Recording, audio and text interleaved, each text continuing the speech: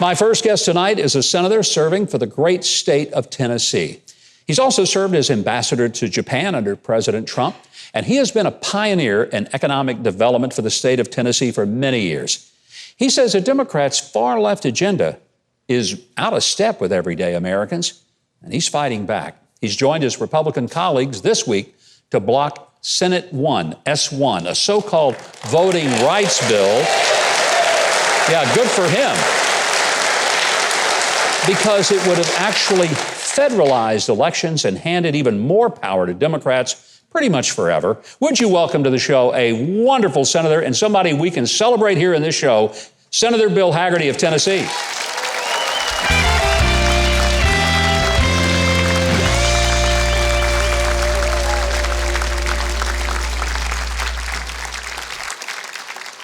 Can I just tell you, it's not often that the audience so loves a guy that they applauded before I even get through the introduction. that speaks very well of you. Well, this is a hometown audience, Governor. This is my home county. My mother lives 10 miles up the road here. So you have a good reason to feel at home here. Yeah. Well, I want to talk about that Senate bill, S1. You know, to hear people on MSNBC or CNN talk, it's like the greatest thing to ever happen to America. What is it that people don't know about that bill and what it would do that we ought to be worried about? Well, one, it's misnamed from the very beginning. They call it the For the People Act. It's For the Politicians Act. It's for the Democrat Politicians Act, by the way. It's one of the most blatant power grabs that I think we've ever seen. And they continue to manufacture crisis after crisis to justify this. They tried to push this through after President Trump won in 2016. Early 2017, that was the crisis, the unacceptable fact that Donald Trump won. They tried again in 2018. They tried in 2020. Nancy Pelosi put it into her pandemic relief bill. Now they're saying the crisis is the fact that certain states are going through and trying to tighten up some of their voter identity rules. Well, the pandemic caused a lot of rules to slide and change, and I think legislatures are rightfully going back and taking a look. But what it does is it attempts to codify, to legislate what has been determined to be some of the worst and most vulnerable aspects of voter fraud ever. In fact, President Jimmy Carter, after he retired, former Secretary of State James Baker led a commission, a bipartisan commission, and they uncovered the greatest vulnerabilities to voter fraud. You know what the top two were? Mail-in voting, and you got it, ballot harvesting. Wow. They're trying to codify that in this bill. So if this were to pass, it really would put the full authority of our elections in the hands of the federal government. That's blatantly unconstitutional. So how would they push that and think that it's going to hold? Indeed, the Constitution specifically states that setting the rules for election is in the hands of state legislatures. Yeah. They want to usurp all of that and in one fell swoop rewrite election laws for all 50 states in one night. That's not going to happen. That's why we stood up. I fought this in committee. I stood on the floor of the Senate and fought against this, and I certainly voted against it. And I think so many of us are glad that you did and others. There is a spending palooza going on in Washington right now, and President Biden yesterday made his speech. He whispered most of it. I thought that was bizarre. It's a weird thing to watch. But he was whispering very loudly about how proud he was of all the money that he wanted to spend, and he said, you know, this is bipartisan. Republicans that I know, Senator, they believe in infrastructure, roads, bridges, airports, sewer systems, water systems, because that's something benefits us all. But a lot of the things that are packed into this bill, they're not infrastructure. They're human services. Yes. How do you help the American people understand that they're being had? Well, it's, from my perspective, very easy. I've been a business person all my life. I've made investments. Yeah. But those investments earn a return. That's the object. Putting investments in place that will earn a return for the American taxpayer, I think we all understand. That's bridges, roads, highways, airports, waterways, even broadband. Yeah. That will generate a positive return for America, but not free nanny care. Things that they want to put in there basically are this socialist wish list. And by the way, they want to destroy all the benefits of the 2017 Tax Act that President Trump put in place. That was the foundational component of the economic juggernaut that President Trump built, that up until the pandemic made America the fastest growing economy in the world. Right now we're dealing with much higher gasoline prices and meat prices and lumber prices. Do people not understand that something maybe has changed that's not all that terrific for America right now? Oh, inflation is definitely on its way. We saw the report last month, the highest inflation we've seen in 13 years.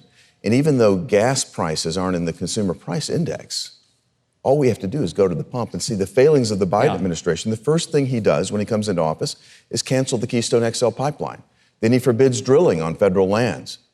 The Chinese are laughing all the way to the bank, my friends, because that oil is going to be ported to China now. Our costs are going up. And by the way, everything we buy has to be transported. It has to be moved. So this inflation is creeping through the economy, not only because of these bad policy decisions, but also because of the rampant spending that's underway right now, thanks to this, as you said, the Lollapalooza of spending that Bernie Sanders would like to take up to $6 trillion. Somebody at some point has to start paying for that, and it's going to be our grandchildren. I mean, I'm close enough to home plate. I'm probably going to slide in safe before it's all coming to roost. But, I got some grandkids coming along, and they haven't even gotten up to the plate to bat yet, and they're already going to be saddled with a debt that will make it very hard for them to ever own a home or go to college or do the things that we kind of assume that young Americans will want to do. That ought to scare the daylights out of us. You're exactly right, Governor. And I'm not as far along or as close to home plate as you may be, but I've got 4 wonderful children right now. I hope to see my grandchildren someday, but they will be saddled with this debt. This is going to come home to roost. And we've got to step back and take a very clear-eyed assessment. I understand the pandemic is a unique situation. We had to get through that. And in 2020, there was bipartisan support to do this. Yeah. The bills that were passed, the pandemic relief bills, while not perfect, I think were aimed in the right direction.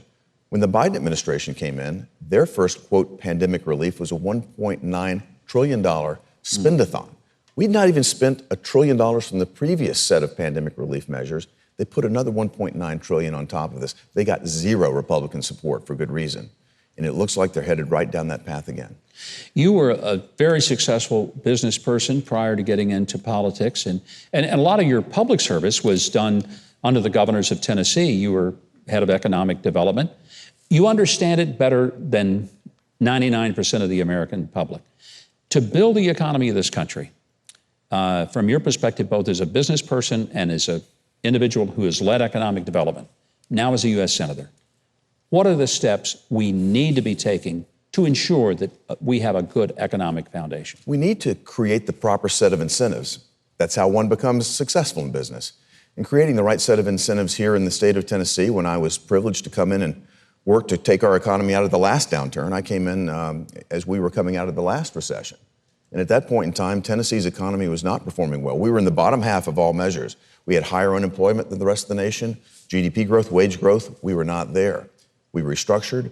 We created an environment here that made it hospitable to business, low taxes, fair regulations, and we got out and recruited like crazy. Hard work always matters too.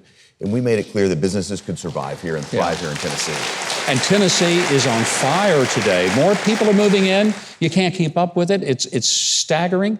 And I think a lot of that was the seeds that you planted, and now you get to do it as a U.S. Senator. I want to say how grateful we are that you're there, thankful for your time as ambassador to Japan and all that brought. But more importantly, it was a great honor to serve our nation in that capacity too. A true leader in the U.S. Senate and standing for the right things, not just for your state, but we like to think that a senator like you is standing for all of America. And I want to say thank you. Thank you, Governor. Thank you for your leadership. Thank you for being here. Thank you. Thank you all so much. Our thanks to Senator Bill Hagerty. And by the way, if you want to keep up with the senator on social media, all you have to do is to follow him at Bill Hagerty TN for Tennessee, of course.